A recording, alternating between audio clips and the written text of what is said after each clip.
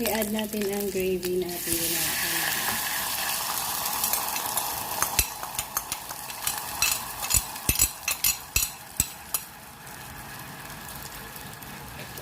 Lagyan natin ng konting cornstarch at tubig.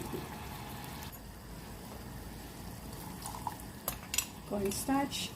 Inamute natin sa tubig.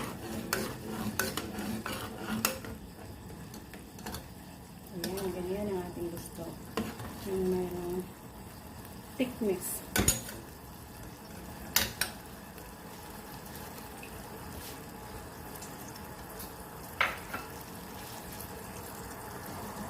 Add natin ang hipon natin.